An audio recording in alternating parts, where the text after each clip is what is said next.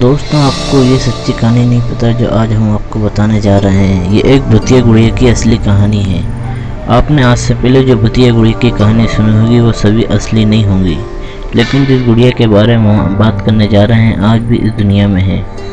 इसको कोई भी अपने घर में नहीं रखना चाहता। इसकी वजह जानकर लोगों की रूह कांप उठती है कि आपने किसी हॉलीवुड हॉरर फिल्म में भी इसके बारे में देखा और सुना होगा। कहा जाता है कि इसकी असली कहानी कुछ और है।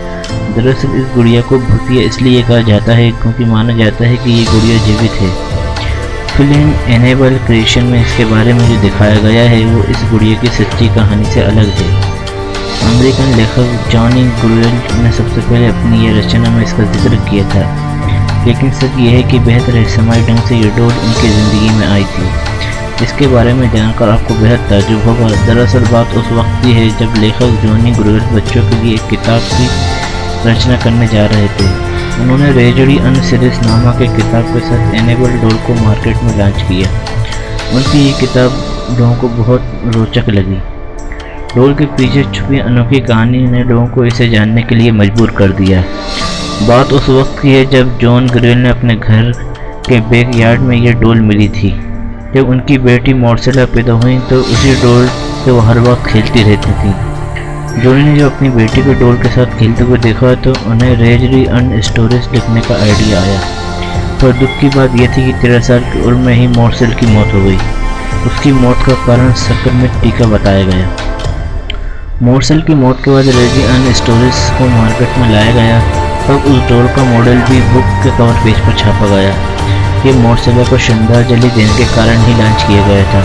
पर हैरानी की बात यह थी कि मार्सेला की मौत के बाद असली एनेबल डॉल जिसमें मार्सेला खेला करती थी वो अचानक घर से ही गायब हो गई। ये रहस्यमय ढंग से ये डॉल उस घर से आई थी, ठीक वैसे ही वहाँ से लापता हो गई। किसी को नहीं पता कि वो गुड़िया कहाँ गई। मौसम ने इसके बारे में पता लगाने की काफ़ी कोशिश भी की, लेकिन उसको नहीं पता चला। एक दिन वो असली डॉल एक एंटीक शॉप में मिली। ये बात साल 1970 की एक नर्सिंग स्टूडेंट जिसका नाम था डोना। उनकी मां ने डोना को ये डॉल गिफ्ट की थी, लेकिन डोना ने डॉल को पाने के बाद में ही उसमें कुछ अजीब चीज़ें नोटिस की। डोना ने देखा कि डॉल अपने ही आप पोजीशन चेंज कर रही थी। कभी कभी डोना डॉल को एक रूम में रख के कहीं बाहर जाती थी तो वापस लौटने पर वो डॉल उसे वहाँ नहीं मिलती थी। तलाशने पर उसे वो गुड़िया घर के किसी दूसरे कोने में मिलती थी। एक दिन डोना ने कमरे में लौटने के बाद देखा कि डॉल के हाथ और पीठ पर खून के धब्बे लगे हुए हैं। वो दहशत भरा है। ये नज़ारा देखकर बुरी तरह कांप गई। डोना को समझ आया कि उसके पीछे साथ कुछ बुरा हो रहा है। इसके बाद डोना ने फौरन पैरानॉर्मल एक्टिविटी एक्सपर्ट एड लोरेन को बुलाया। एड और लोरेन ने जब पाया कि ये डॉल भूतिया है तब उन्होंने डोना और ज़्यादा डर गई।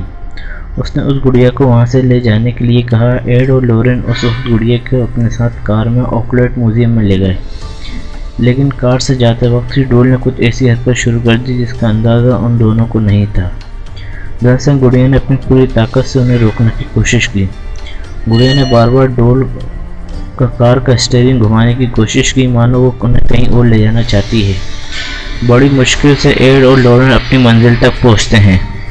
एड और लोरेन उस शापित भूतिया डॉल को अपने म्यूजियम मन से एक कांच के बक्से में बंद करके रख देते हैं। माना जाता है आज भी उसकी भूतिया ताकत एक्टिव है। किसी कारण से उसके पास किसी को जाने नहीं दिया जाता।